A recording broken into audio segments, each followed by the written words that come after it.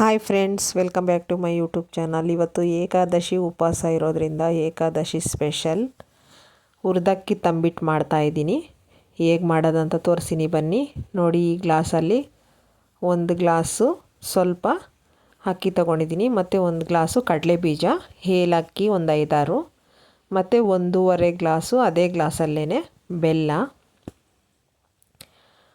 3/4 glass ಕಡಲೆಪಪ್ಪು ಇದೇ ಗ್ಲಾಸಲ್ಲೇ ನೋಡಿ ತಗೊಂಡಿರೋದು, ಮತ್ತು ಒಣಕೊಬ್ಬರಿ. ಇಷ್ಟು ಇಂಗ್ರೀಡಿಯೆಂಟ್ಸು ಬೇಕು. ಮೊದಲು ಅಕ್ಕಿನ ಲೋ ಫ್ಲೇಮಲ್ಲಿ ಚೆನ್ನಾಗಿ ಹುರ್ಕೋಬೇಕು, ಕಲರ್ ಚೇಂಜ್ ಆಗೋವರೆಗೂ. ನೋಡಿ, ಯಾರ ಕಡೆ ಏಕಾದಶಿಯಲ್ಲಿ ತಂಬಿಟ್ಟು ಮಾಡ್ತೀರಾ ಕಮೆಂಟ್ ಮಾಡಿ. ಈಗ ನೋಡಿ, ಲೋ ಫ್ಲೇಮಲ್ಲಿ ಚೆನ್ನಾಗಿ ಹುರ್ಕೊತಾ ಇರಬೇಕಿದು. ಎಷ್ಟು ಚೆನ್ನಾಗಿ ಹುರಿತೀರೋ ಅಷ್ಟು ಚೆನ್ನಾಗಿರುತ್ತೆ ಇದು ತಂಬಿಟ್ಟು.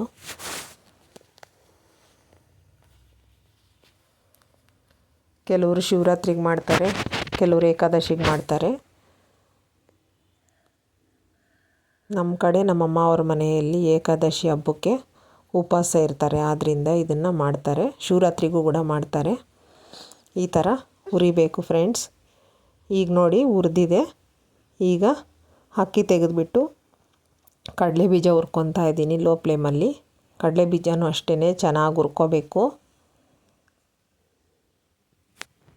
ಈ ಥರ ಚಿಪ್ಪು ಬಿಡೋವರೆಗೂ ಲೋ ಫ್ಲೇಮಲ್ಲಿ ಚೆನ್ನಾಗಿ ಹುರಿಬೇಕು. ನೀವು ಉರಿ ಜಾಸ್ತಿ ಇಟ್ಕೊಂಡ್ರೆ ಬೇಗ ಉರಿಯುತ್ತೆ, ಒಳಗಡೆ ಹುರಿದಿರಲ್ಲ, ಹಸಿ ಹಸಿಯಾಗಿರುತ್ತೆ. ಈ ಥರ ಹುರ್ಕೊಂಡ್ರೆ 1 ತಿಂಗಳು ಆಗಲಿ ಏನೂ ಆಗಲ್ಲ ತಂಬಿಟ್ಟು.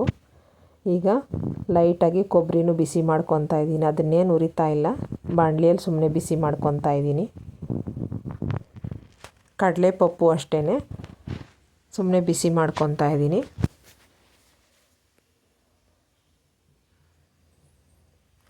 ನಮ್ಮ ಚಾನಲ್ನ ಇನ್ನೂ ಯಾರು ಸಬ್ಸ್ಕ್ರೈಬ್ ಮಾಡದೆ ನೋಡ್ತಾ ಇದ್ದೀರಾ, ಪ್ಲೀಸ್ ಸಬ್ಸ್ಕ್ರೈಬ್ ಮಾಡ್ಕೊಂಡು ನೋಡಿ, ಸಪೋರ್ಟ್ ಮಾಡಿ.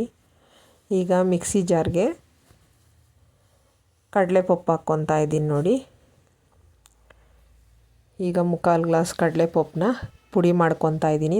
ತರಿಯಾಗಿ ರುಬ್ಕೋಬೇಕು. ಇದು ಕೊಬ್ಬರಿ ತುರಿ, ಒಂದು ಚಿಕ್ಕ ಕಪ್ಪಲ್ಲಿ ಕಪ್ ತಗೊಂಡಿದ್ದೀನಿ. ಈ ಥರ ತರಿಯಾಗಿ ರುಬ್ಕೊಂಡು ಆಗಬೇಕು. ಮತ್ತು ಈಗ ಕಡಲೆ ಬೀಜ, ಅದು ಕೂಡ ತರಿಯಾಗಿ ರುಬ್ಕೋಬೇಕು. ತಿನ್ನೋವಾಗ ಸಿಗ್ತಾಯಿದ್ರೆ ಮಧ್ಯದಲ್ಲಿ ಚೆನ್ನಾಗಿರುತ್ತೆ ಅಂತ ಈ ಥರ ರುಬ್ಕೊತಾ ಇದ್ದೀನಿ. ಈಗ ಏಲಕ್ಕಿನೂ ಅದಕ್ಕೆ ಸೇರಿಸ್ಕೊತಾ ಇದ್ದೀನಿ ನೋಡಿ. ಈ ಥರ ರುಬ್ಕೋಬೇಕು ತರಿಯಾಗಿ.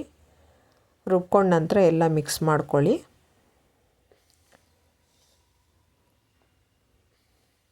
ಮಿಕ್ಸ್ ಮಾಡಿ ಈಗ ಅಕ್ಕಿ ಹಿಟ್ಟನ್ನ ಹಾಕ್ಕೋಬೇಕು.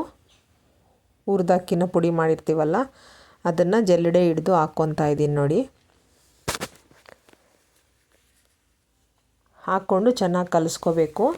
ಇದರ ಡೀಟೇಲ್ ರೆಸಿಪಿನ ಡಿಸ್ಕ್ರಿಪ್ಷನ್ನಲ್ಲಿ ಹಾಕಿರ್ತೀನಿ ನಾನು, ಓದ್ಕೊಂಡು ಮಾಡ್ಕೊಳ್ಳಿ. ಫಸ್ಟ್ ಟೈಮ್ ಮಾಡ್ತಾ ಇರೋರಿಗೆ ತುಂಬ ಸುಲಭ ಆಗುತ್ತೆ ಓದ್ಕೊಂಡು ಮಾಡೋದ್ರಿಂದ. ಮೆಜರ್ಮೆಂಟು ಎಲ್ಲ ಹಾಕಿರ್ತೀನಿ, ನೋಡ್ಕೊಂಡು ಮಾಡ್ಕೊಳ್ಳಿ. ಈಗ 1.5 ಗ್ಲಾಸು ಬೆಲ್ಲ ಹಾಕ್ಕೊತಾ ಇದ್ದೀನಿ. 1 ಗ್ಲಾಸ್ ಅಕ್ಕಿಗೆ 1.5 ಗ್ಲಾಸ್ ಬೆಲ್ಲ ತೊಗೊಳ್ಳಿ. ಸ್ವೀಟ್ ಸರಿ ಹೋಗುತ್ತೆ, ಯಾಕಂದರೆ ಕಡಲೆಬೀಜ ಕಡಲೆಪಪ್ಪು ಎಲ್ಲ ಹಾಕಿರ್ತೀವಲ್ಲ, ಆದ್ದರಿಂದ ಸ್ವಲ್ಪ ಜಾಸ್ತಿ ತೊಗೋಬೇಕು.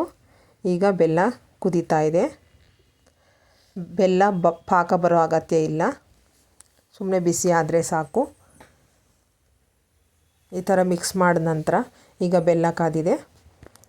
ಈಗ ಸೋಸ್ಕೊಂಡು ಹಾಕ್ಕೊತಾ ಇದ್ದೀನಿ ನೋಡಿ ಬೆಲ್ಲನ. ಈ ಥರ ಸ್ವಲ್ಪ ಹಾಕ್ಕೊಂಡು ಮೊದಲು ಈ ಥರ ಹಸಿಟ್ಟನ್ನೆಲ್ಲ ಕಲಿಸ್ಕೋಬೇಕು. ಹಿಟ್ಟನ್ನ ಮಿಕ್ಸ್ ಮಾಡಬೇಕು.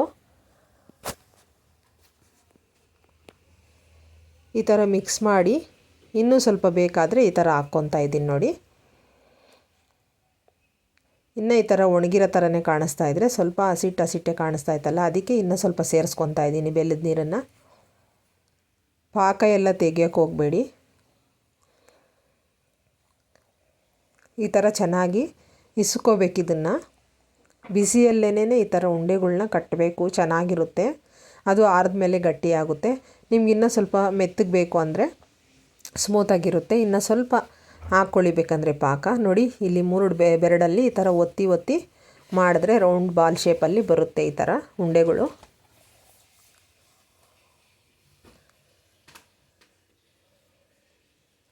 ಈ ಥರ ಮಾಡಬೇಕು. ಮತ್ತು ಇನ್ನೊಂದು ತೋರಿಸ್ತಾ ಇದ್ದೀನಿ ನೋಡಿ, ಒಂದೇ ಕೈಯಲ್ಲಿ ಒತ್ತಿ ತೋರಿಸ್ತಾ ಇದ್ದೀನಿ.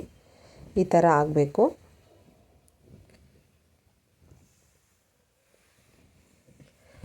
ಮತ್ತು ವರಮಹಾಲಕ್ಷ್ಮಿ ಹಬ್ಬನೂ ಹತ್ರಕ್ಕೆ ಬರ್ತಾಯಿತ್ತಲ್ಲ, ನಿಮ್ಗೆ ಯೂಸ್ ಆಗ್ಬೋದು ಅಂತ ಈ ವಿಡಿಯೋನ ಮಾಡಿದ್ದೀನಿ ನೋಡಿ. ತಂಬಿಟ್ಟನ್ನ ಕೂಡ ನೈವೇದ್ಯ ಮಾಡ್ತಾರೆ,